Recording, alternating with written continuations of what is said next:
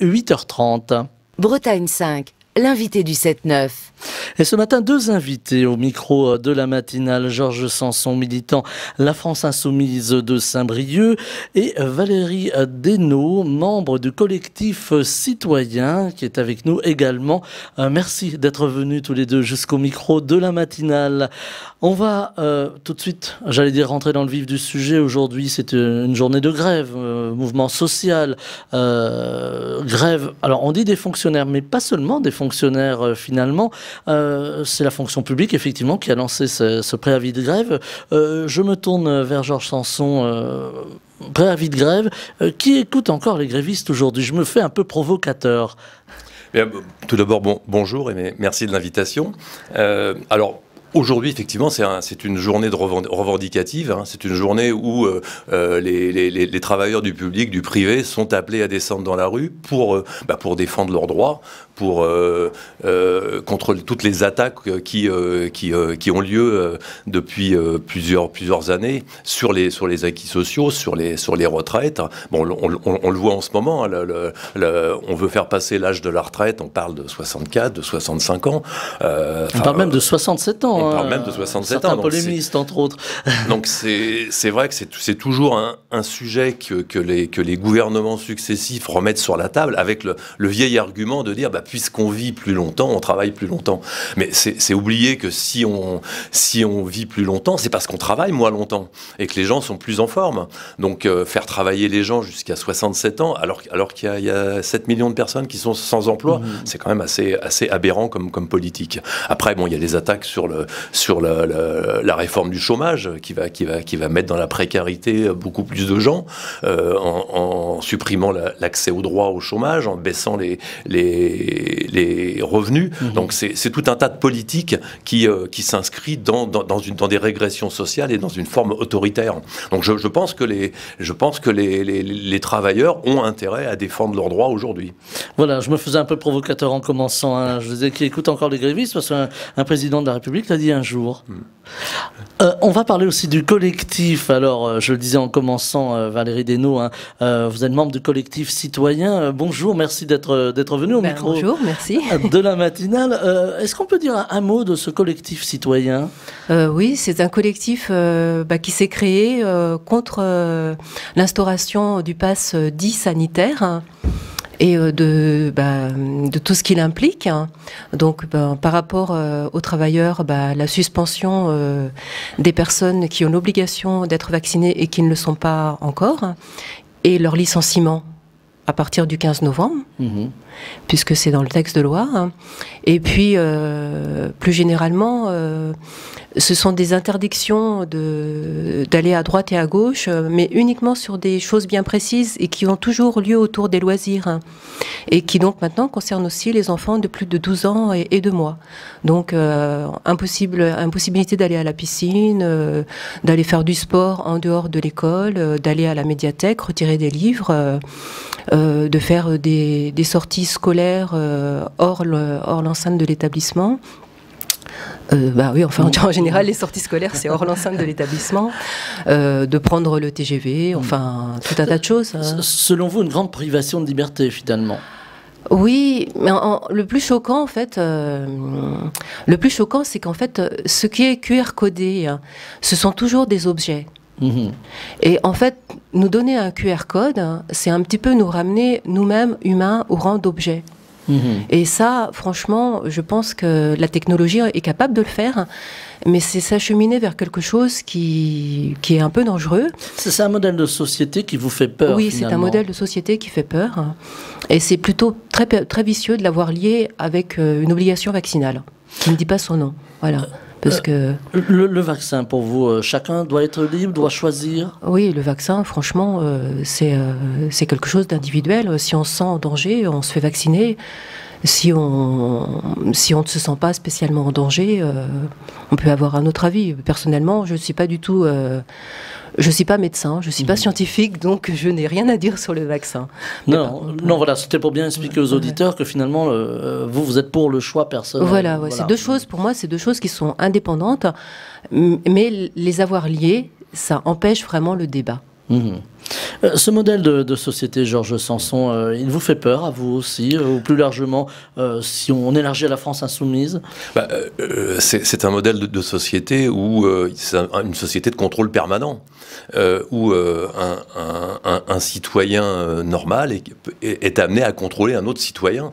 Il a son smartphone, il le sort, il contrôle les autres citoyens. Donc c'est une dérive autoritaire qui nous effraie, qui nous fait peur, comme les gérer tout l'ensemble des dérives autoritaires qui ont eu lieu depuis quelque temps, de la loi sécurité globale à la répression policière contre les gilets jaunes. Donc c'est un État et sur le vaccin, on en a la preuve. Plutôt que de convaincre les gens, on va les contraindre.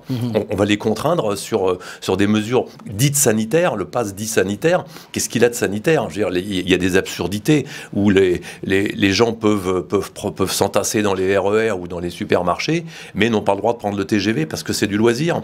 Où les policiers ne sont pas contraints au vaccin, alors que ceux que l'on applaudissait il y a un an, aujourd'hui on va les mettre dehors parce qu'ils ne veulent pas se faire vacciner. Donc c'est tout un tas de mesures qui nous paraissent autoritaires et dangereuses. C'est une dérive. C'est une dérive où on contraint la population à des mesures qu'il ne devrait pas prendre.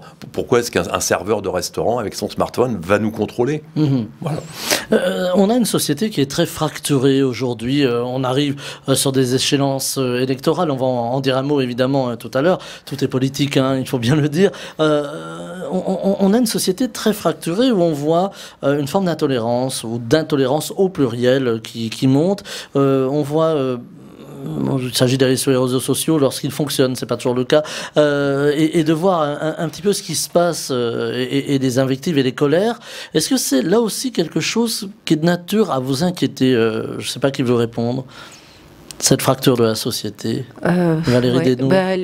Les gens sont en colère en fait, mais c'est vrai qu'au regard de ce qu'on a vécu là, ces 18 derniers mois, il y a peut-être de quoi être en colère. Quand on voit ce gaspillage, quoi, le truc avec les masques, mais ça ne peut mettre qu'en colère. Les soignants obligés de mettre des sacs poubelles pour aller soigner les malades en réa, mais enfin, on est en colère. On est en colère, oui. Ça... Justement, je rebondis un peu sur les masques. Georges Sanson, on sait que la COP des masques à Guingamp est en grande difficulté, proche même du dépôt de bilan. En tout cas, on le lit dans la presse. Est-ce qu'on peut comprendre qu'aujourd'hui, où on doit encore porter des masques, eh bien, les services publics, par exemple, n'ont pas acheté de masques auprès de la COP des masques? En Bretagne, par exemple, ont préféré des masques chinois. Oui, c'est un petit peu ce que dénonce la COP des masques. Il y a eu beaucoup d'engagement au départ pour pouvoir dire on va produire français, on a tiré les leçons de ce qui s'est passé, d'avoir un manque de masques, etc. On a une société qui est coopérative, qui est dans la main des ouvriers, des citoyens. Un modèle, on l'a un peu érigé comme modèle aussi. Bien sûr, et il y a eu beaucoup d'engagement. Et ce que disent aujourd'hui les dirigeants les dirigeants et les employés de la COP des masques. Bon, moi, je suis ambassadeur de la COP des masques sur Saint-Brieuc. Voilà, alors je l'ai pas précisé, mais voilà, c'était le moment d'en parler justement. Et donc, on se bat déjà pour que les gens prennent des parts supplémentaires, parce que l'objectif était d'avoir 500 000 € de parts de citoyens. On en a un petit peu plus de la moitié, je crois. Donc, faut continuer. Bon, la COP des masques va mieux. Bon, le fait d'avoir tiré le signal d'alarme il y a un mois, ça a fait réagir un petit peu. Bon, il y a des bonnes nouvelles. La mairie de Saint-Brieuc a passé commande auprès de la COP des masques, ce qui veut dire qu'on arrête les masques chinois. Et même si ça coûte un petit peu plus cher, cette entreprise, faut qu'elle vive. Sinon, on va se retrouver dans les mêmes travers, ceux qu'on a connus. Justement, aujourd'hui, on parle beaucoup. Alors, on va un petit peu biaiser, mais ça reste politique aussi. On parle beaucoup de circuits courts, alors dans l'agriculture, dans l'alimentation, dans l'énergie aussi, on en parle beaucoup et on a pourtant l'impression que, ma foi, c'est un phénomène dont chacun est conscient, mais bon voilà, c'est un petit peu à côté, on s'implique pas. Est-ce que justement il faudrait mettre en place, et là je parle vraiment de politique, des politiques qui obligent par exemple les institutions régionales à entrer dans ces circuits courts, à consommer dans ces circuits courts? On pense aux cantines scolaires, c'est déjà plus ou moins en marche au niveau de la région? Enfin, moi, pour dire un mot là-dessus, je pense qu'effectivement, il y a des gros progrès à faire. Mais bon, ce sont des décisions politiques. Effectivement, les cantines, par exemple, devraient s'approvisionner dans l'agriculture locale, proche, etc. C'est des points politiques qu'il faut mettre en place. Mais ça veut dire aussi qu'il faut qu'il y ait plus d'agriculteurs bio. Il faut développer l'agriculture, permettre aux jeunes de s'installer et peut-être remettre en cause aussi le système agricole tel qu'il est fait aujourd'hui, avec l'agriculture productiviste et toutes les conséquences que l'on voit. Hein. Bon, je ne vais pas rentrer dans le sujet des algues vertes, mais bon, on sait bien que les algues vertes sont dues à 90% à cause des rejets des exploitations agricoles. Et on continue encore à demander des extensions de ces exploitations. Donc c'est assez aberrant, quoi. Et à côté de ça, les agriculteurs, certains en tout cas, font des efforts, essaient de sortir de ce système. Est-ce que eux, il faut les accompagner finalement? Moi, je pense qu'il faut les accompagner, bien sûr. C'est pas eux qui sont responsables. Et justement, je crois que ce gouvernement leur a ôté l'accompagnement, notamment pour ceux qui voulaient se convertir au bio. Hein. Ça, c'est. Je crois que ça a été dénoncé il y a pas très longtemps par la région Bretagne, d'ailleurs. Enfin, alors la région les agriculteurs bretons. La région Bretagne veut des installations de fermes bio, hein, mais voilà, c'est tout un engagement politique finalement. Justement, sur l'engagement politique, on voit aujourd'hui, je me tourne vers vous, hein, Valérie Desnaud, on voit aujourd'hui des grandes colères, hein, je le disais tout à l'heure en commençant, des luttes. Alors on a eu les gilets jaunes, hein, on y a fait allusion, on a les antipasses, permettez-moi de le dire comme ça, je regroupe un peu, hein, en tout cas des collectifs citoyens, hein, qui se sont mis en place. Les élections arrivent, est-ce que vous allez pouvoir peser? On a dit que c'était pas facile de réunir finalement dans ces collectifs parce que tout le monde n'y va pas forcément de façon régulière. Comment peser finalement dans les échéances électorales qui arrivent? Comment faire passer les idées? Bonne question. Vaste question. Ouais, bah déjà, on va attendre. Enfin, déjà, on est un peu suspendu aux deux débats qui vont avoir lieu là, le 13 octobre, l'un devant l'Assemblée nationale et l'autre devant le Sénat, pour savoir si les menaces faites par le porte-parole du gouvernement vont être suivies des faits, à savoir que le PASS va enjamber carrément les élections, ce qui va poser quand même un certain nombre de questions. Le gouvernement, hein, pour les auditeurs, souhaite aller au-delà il veut en fait, il veut inscrire le PASS dans la loi, voilà, pour pouvoir le sortir quand bon lui semble. Voilà. C'est une menace pour la République, ou en tout cas pour les droits des citoyens, ce PASS, selon vous. Voilà, on imagine demain un gouvernement totalitaire, il en fera un peu ce qu'il veut? Bah oui, on voit un petit peu ce qui se passe en Israël. Donc eux, c'est sous couvert sanitaire. Majoritairement, ils sont vaccinés de doses. Et soudainement, on leur annonce qu'il faut une 3e dose parce que le 2 doses, ça ne suffit pas. Et donc, on les désactive. On désactive le pass des gens, on désactive les gens, voilà, ni plus ni moins. Du jour au lendemain, vous ne pourrez plus aller au cinéma, vous ne pourrez plus aller au restaurant, vous ne pourrez plus prendre les transports, comme ça, du jour au lendemain, parce que vous n'avez pas votre 3e dose. Donc ça, c'est le prétexte, la 3e dose. Mais un jour, le prétexte pourra être autre. On pourra mettre n'importe quoi derrière ce QR code. C'est ça le danger, des mauvais comportements. Alors, des mauvais comportements sanitaires. Vous fumez, vous mangez trop, vous ne faites pas assez de sport. Ou des mauvais comportements sociaux. Vous avez volé, n'importe quoi. Un petit peu comme on voit en Chine, hein, avec ces points alors comportementaux, je ne sais pas si on peut les appeler comme ça. C'est ça qui vous inquiète, en fait? Oui. La technologie le permet, hein, maintenant. Et user de la technologie dans ce but-là, moi je ne suis pas du tout contre la technologie. Hein. Un but de contrôle de l'homme, oui. Il fallait faut se poser la question.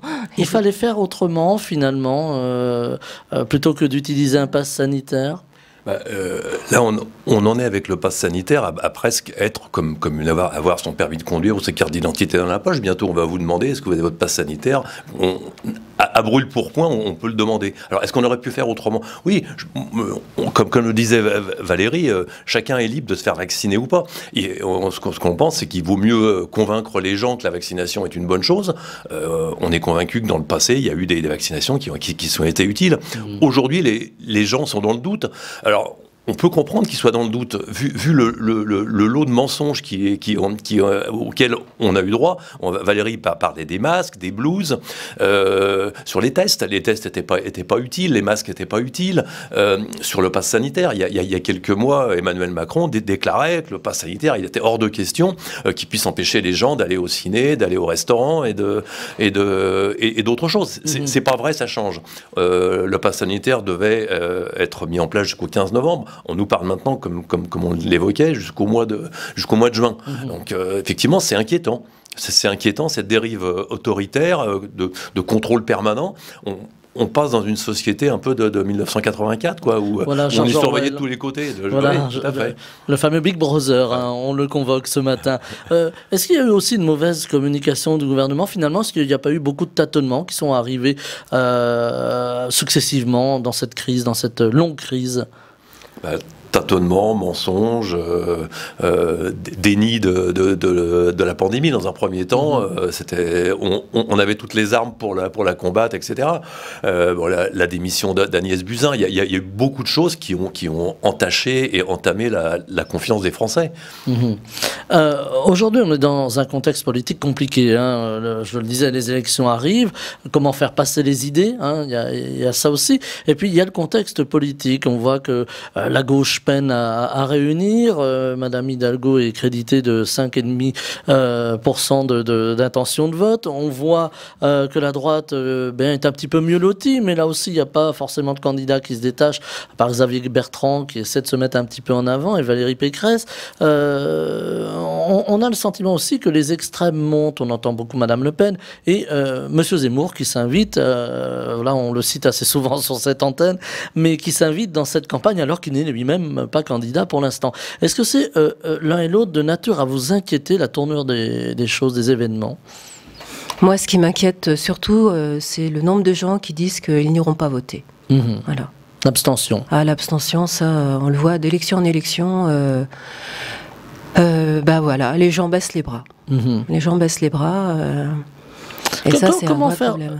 Comment faire pour les faire revenir aux urnes, les gens? Comment tenir un discours pour leur dire, voilà, vous devez prendre votre destin en main, vous devez aller voter, parce que finalement, c'est vous qui décidez. Le problème, c'est qu'avec la gestion de cette pandémie, on n'a pas montré aux gens que c'était à eux de prendre leur destin en main, puisqu'on les a traités comme des enfants du début à la fin. Donc donc en fait, oui, c'est un vrai problème. Dans votre collectif, vous côtoyez évidemment les gens, militants ou pas du reste, mais qu'est-ce qu'ils disent? On en a marre, on est fatigué, la politique ne nous intéresse plus? Moi, je ne crois pas que les gens se désintéressent de la politique, mais je pense que les différentes séquences gouvernementales qu'on a connues depuis une trentaine d'années ont quelque part montré aux gens qu'on fasse une politique de droite ou de gauche, finalement, c'était la même chose. Puisque la gauche, quand elle a été au pouvoir, elle a fait la même politique que la droite. Aujourd'hui, on a Emmanuel Macron, qui se prétend ni de droite ni de gauche, mais qui fait une politique de droite. Et qui a quand même un peu, j'allais dire, cassé les règles. On a vu la droite s'effondrer, la gauche. Voilà. Oui, mais c'est vrai. C'est vrai que par un certain côté, il avait l'air d'annoncer de casser les règles. Mais en fait, il est revenu à ce qui était le plus classique. La politique qu'il mène, c'est une politique qui est une politique autoritaire et qui permet pas l'expression de tous les courants qui devraient s'exprimer. Alors effectivement, aujourd'hui, l'inquiétude la plus grande, c'est que les gens se détournent de la politique. Alors, on peut espérer que les élections présidentielles vont peut-être plus mobiliser. Je crois qu'il y a 5 millions de nouveaux électeurs par rapport à 2017. On parle beaucoup des jeunes, pardonnez-moi, je vous interromps, mais on parle beaucoup des jeunes aujourd'hui qui viennent à la politique, alors peut-être pas comme le faisaient leurs aînés en s'impliquant dans un parti politique, mais plutôt en s'impliquant pour des causes, que ça peut être la précarité, ça peut être l'environnement, ça peut être un désir de vouloir changer la société. Est-ce que, selon vous, c'est plutôt une bonne chose que la jeune génération, bien, en tout cas, s'inquiète de l'avenir? Qui veut répondre? Moi, je veux bien répondre. Je pense qu'effectivement, c'est une bonne chose.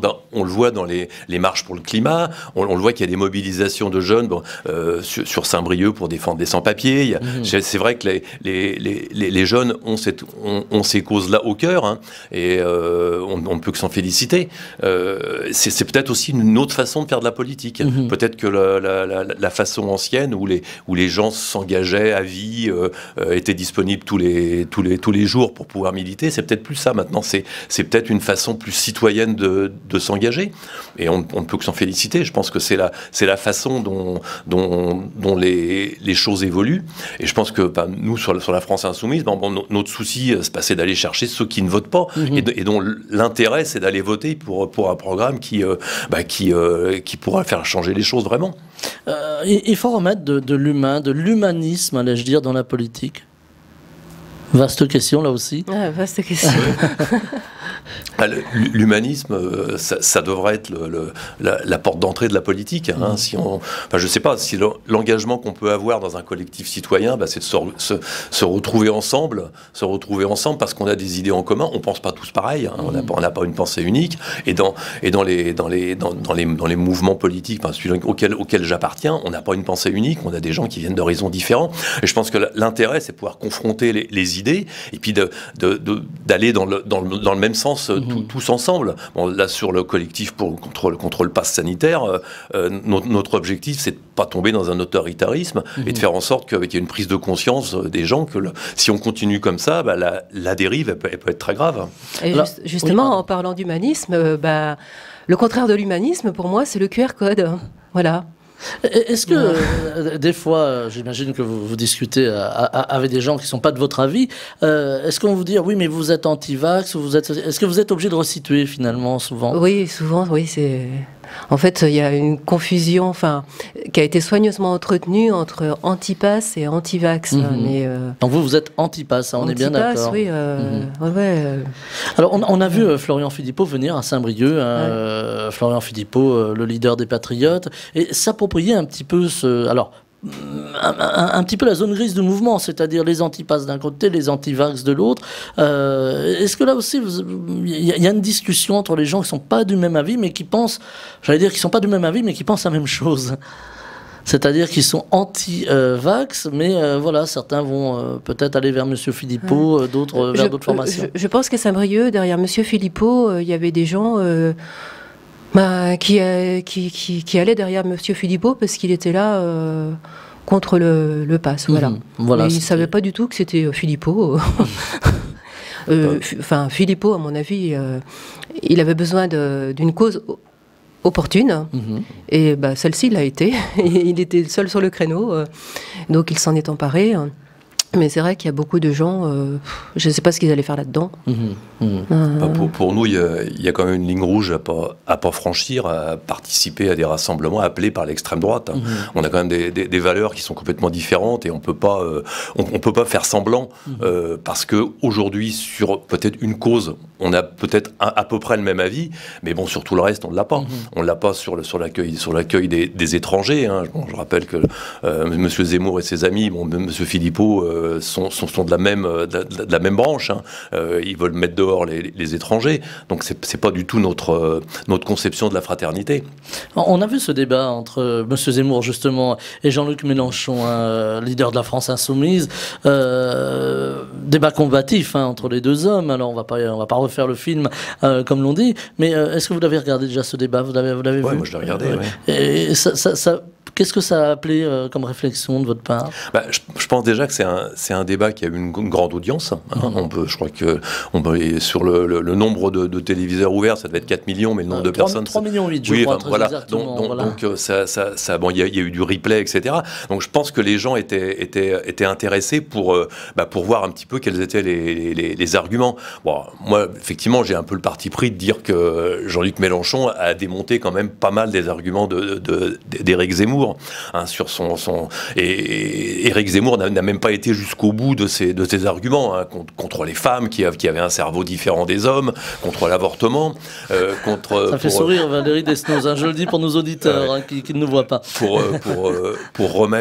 Pour expulser 5 millions de personnes. Enfin, ce sont des propos qui sont irréfléchis et irréalisables aujourd'hui. Aujourd'hui, il y a des gens qui sont avec nous, qui habitent ici, qui veulent vivre tranquillement, et sous prétexte qu'ils seraient d'une certaine religion, la religion musulmane, il faudrait qu'on les expulse, alors que l'extrême majorité n'a qu'une seule envie, c'est que leurs enfants grandissent bien et de vivre correctement en France. Alors, on voit cette crispation, j'allais dire, hein, sur l'islam, hein, on peut le dire comme ça, de la part de M. Zemmour, mais aussi une crispation sur la sécurité. Alors aujourd'hui, on ne peut pas le nier, il y a des problèmes de sécurité un petit peu partout en France, en Bretagne y compris.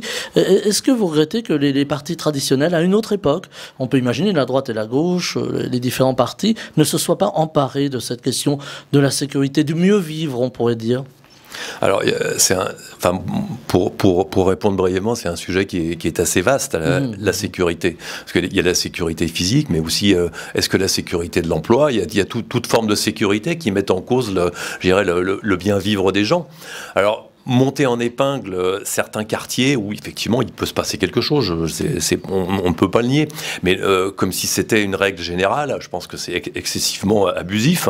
Comme je le disais, aujourd'hui la majorité des gens qui vivent dans les quartiers, ils veulent vivre correctement. Alors il y a peut-être aussi une question à se poser sur les forces de police.